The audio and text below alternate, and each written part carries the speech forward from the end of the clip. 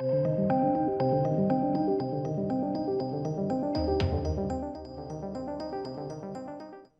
ladies and gentlemen. Sorry for my sporadic videos yesterday. Just as a quick one, as a bit of a PSA, I got sunstroke. I was really sick.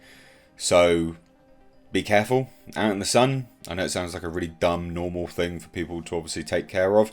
I was just very lax, and that's why I didn't do many videos. I think I did like 2.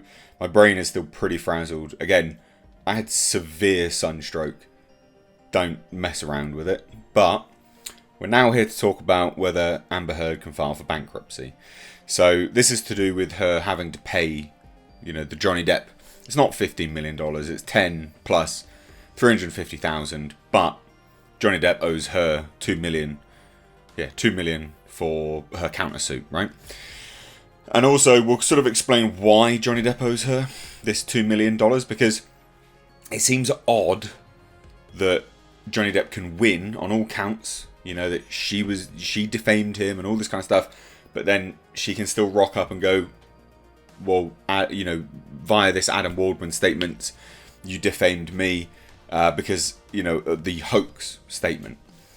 Apparently, she wins on that because Adam Waldman didn't know it was a hoax because it wasn't clear-cut in court until now. So that's how it works.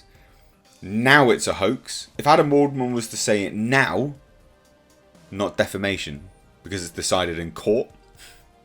I know, it seems dumb, but it makes a lot of sense. Now it's explained to you. Or it did to me anyway. When I heard this, I was like, that's really dumb. But yeah, the penny's dropped, it makes sense. So that's why Johnny Depp owes her money. Because Adam Waldman, acting on behalf of Johnny Depp, made the statements. Whether he did act on behalf of him or not, whatever, the jury's decided it. It just is what it is. But loads of people think Amber Heard's going to file for bankruptcy. Apparently, she can't. Because punitive damages and this sort of, defamation issue isn't dischargeable. Which means, I can, I can waive the debt via bankruptcy. You can't do that with this, allegedly. But then there's an article here which I found quite interesting, so I thought we would obviously take a look at it together. And this is Amber Heard basically saying, well, Law and Crime anyway, saying that Amber Heard would gain no real benefit by using bankruptcy to avoid paying Johnny Depp millions, but there's a catch. So let's take a look and see what they say. Because, again, it's fascinating stuff to see how this plays out now. So Amber Heard cannot easily use federal bankruptcy laws to avoid paying millions of dollars to actor Johnny Depp. But she might be able to use bankruptcy proceedings, right? So not actual bankruptcy, but the proceedings to slow down the payments. So she can't discharge them all, but she can slow it down. So that's according to a law professor and expert on the subject who said the latter's possibility is a risky one for Heard, should the Aquaman actress choose that path. So let's take a look, because this is fascinating. Loads of people have jumped on this and gone, well, how is she ever going to pay this? Her net worth is nothing anyway, because it is. She's a nobody. Her net worth was never anything. But a state court jury in Virginia obviously decided that she had to pay it. So it's this 10 million plus 350,000. Now, the jury shot down 2 of Heard's counterclaims against Depp, but ruled Adam Waldman, a lawyer who was acting as an agent for Depp, defamed Heard just one time. And that's, again, I've explained that it's because he didn't know it was a hoax until now. Now it's been said in court. Dumb, but it makes sense. So the issue is whether any money will indeed change hands. While Heard has promised to appeal the underlying legal rulings in this case, she likely cannot use bankruptcy law to shield herself from having to pay Depp. She can't use it. So according to Bruce Markell, a professor of bankruptcy law and practice at the Northwestern Pritzker School of Law in Illinois, Markell is also a former bankruptcy judge. The analysis starts with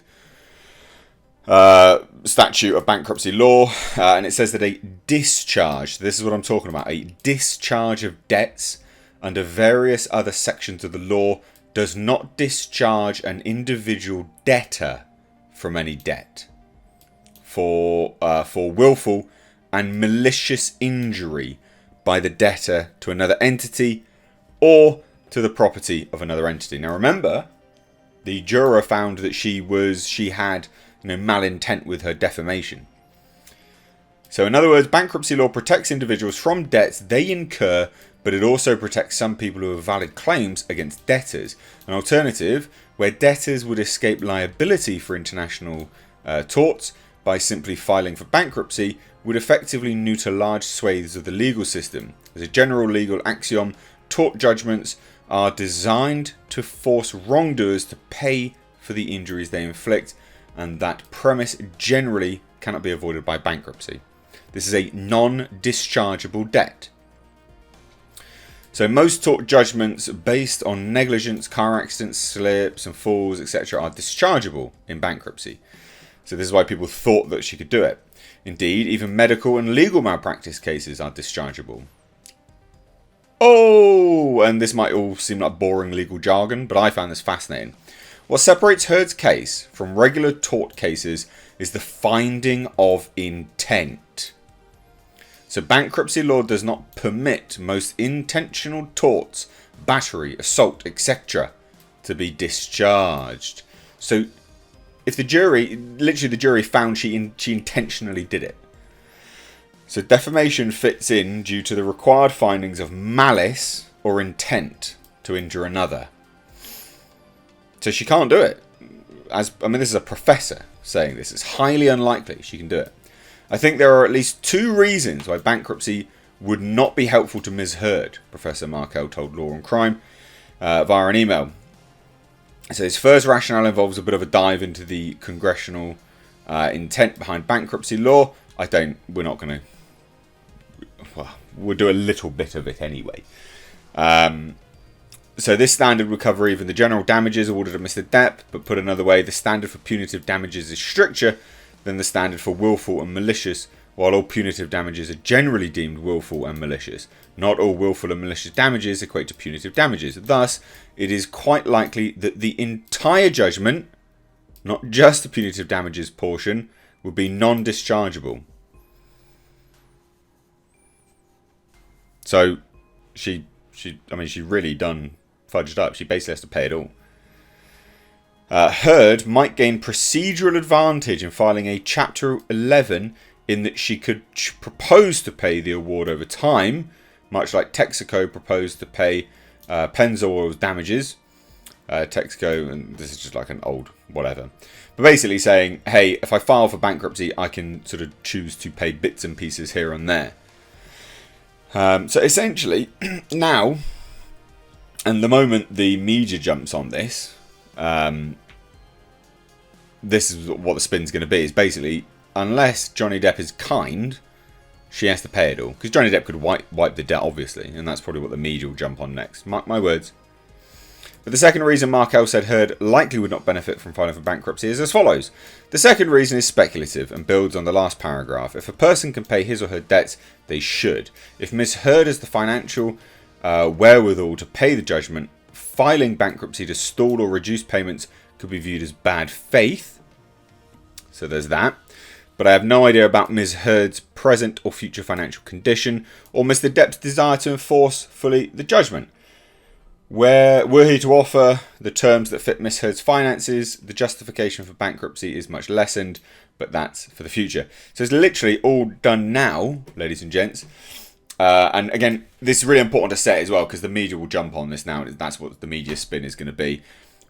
But it's now dependent, it hinges fully on Johnny Depp's good, kindness, basically. He can choose that she needs to pay it straight away, or just wipe the debt or whatever. I don't know what he's going to do. Obviously I don't speak for him, I don't know, but he did say, I've just come to say my truth, whatever, it doesn't matter if I win. So you never know, we could see a turn of events where he actually just waives the amount. I doubt that's going to be the case though, especially when he's being chased for money by the ACLU. But let me know what you guys think down below. Hope you're having a great day. It's wet and rainy here, but sure beats my sunstroke. Cheers guys, take care.